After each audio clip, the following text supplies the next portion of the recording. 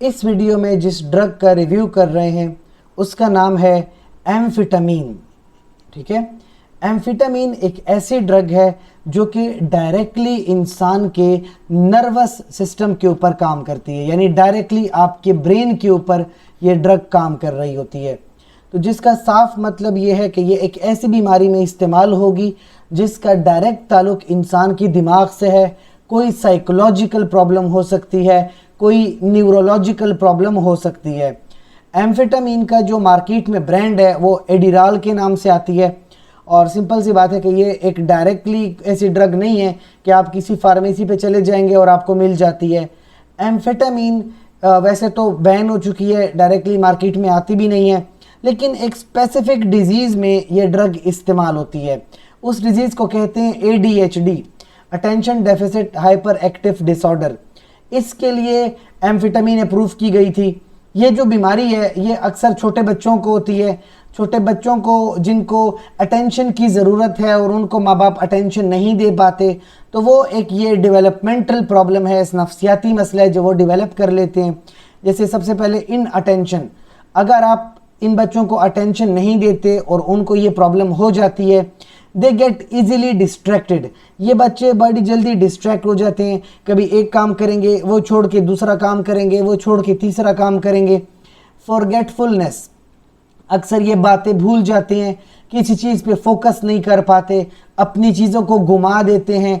इसके अलावा इंस्ट्रक्शंस को फॉलो नहीं करते, आपकी बात नहीं मानते, आप इनको कोई बात कहोगे ये आपकी बात नहीं मानेंगे।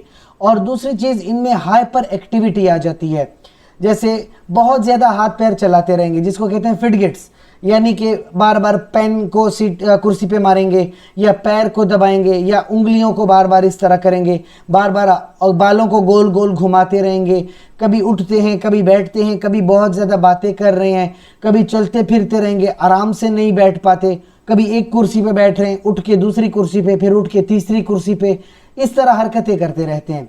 और तीसरी चीज़ इनमें आ जलती है इम्पल्सिविटी, जिसका मतलब ये है कि ये बहुत मुंह फट जवाब देते हैं। आप इनसे बात करोगे और ये फौरी तौर पे आपके ऊपर जवाब मार देंगे, यानी आपकी बात पूरी नहीं होने देंगे, अपने टर्न का, अपनी बारी का इंतज़ार नहीं करते, दूसरे की बात को काट के बीच में बोलना शुरू कर देते हैं।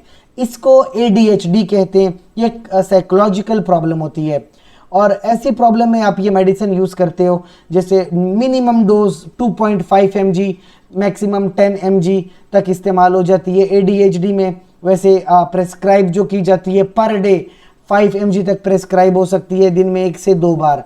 और जब थोड़ा सा हफ्ता 2 हफ्ते इस्तेमाल कर ली जाए तो इसकी डोज को इंक्रीज़ भी किया जाता है, 5 मिलीग्राम्स की तौर पे इंक्रीज़ किया जाता है।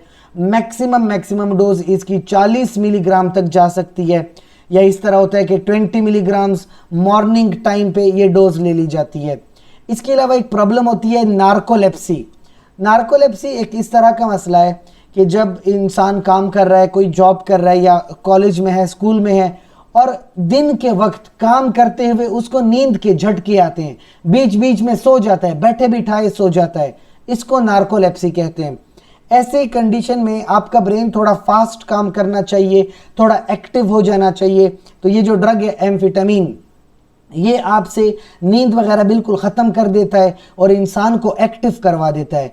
तो नार्कोलेप्सी में 10 मिलीग्राम से लेके 60 मिलीग्राम तक की डोज होती है मैक्सिमम, लेकिन एक साथ नहीं लेते, डिवाइड करके लेते हैं, आराम थोड़ी थोड़ी डोज करके लेते हैं।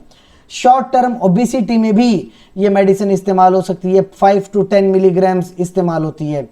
अच्छा, कोई ऐसी प्रॉब्लम्स जहाँ पे सख्ती से ये ड्रग मना होती है, जैसे अगर कोई मोनोअमीन ऑक्सीडेज इनहिबिटर ले रहा है, ये कुछ ड्रग्स हैं जो डायरेक्टली ब्रेन पे काम करती हैं, जैसे सिलेजिलिन वगैरह या रेजेजिलिन, इस तरह की ड्रग्स हैं, ये भी ब्रेन पे काम कर रही हैं, नॉर एपिनेफ्रिन के लेवल को इंक्रीज़ करती हैं।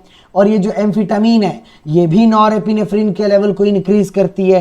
तो इसकी वजह से ड्रग की टॉक्सिसिटी हो सकती है, ड्रग बहुत जो है टॉक्सिक लेवल का असर ला सकती है, जो कि अच्छी बात नहीं है। हार्ट के ऊपर इसका अच्छा इफेक्ट नहीं आएगा, ECG में काफ़ी डिस्टर्बेंसेस आ सकती हैं, तो ये ड्रग बिल्कुल इस्तेमाल नहीं करनी ऐसे पेशेंट ने। अगर किसी को थायराइड का प्रॉब्लम है वो भी बिल्कुल इस्तेमाल नहीं करता। आँखों की एक बीमारी होती है ग्लाकोमा, जिसमें आंखों के अंदर बहुत ज़्यादा प्रेशर डेवलप होता है, तब भी आप ये मेडिसिन यूज़ नहीं करोगे।